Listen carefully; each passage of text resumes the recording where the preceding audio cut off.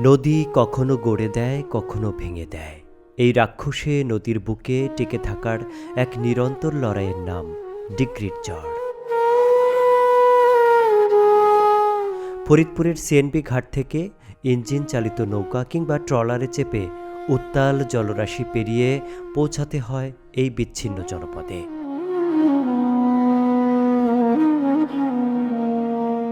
চারপাশের বিশাল জলরাশি আর বিস্তৃত শূন্যতা পার হয়ে যখন ডিক্রির চরের সীমানায় পা রাখা হয়, তখন চোখে পড়ে প্রকৃতির এক নিষ্ঠুরতম খেলার গল্প। এই ডিক্রির চর ছিল অনেক বড়, অনেক প্রাণবন্ত। দিগন্ত বিস্তৃত সবুজের সমারোহ আর কত শত ঘরবাড়ির কোলাহলে মুখর ছিল এই ডিক্রির চর। একসময় মানুষের সাজানো গোছানো সংসার থাকলেও বর্তমানে অনেকটাই ভেঙে ছোট হয়ে গেছে। পদ্মা তার ভয়াল গ্রাসে কেড়ে নেয় এই বাড়িঘর বর্ষা মাসে।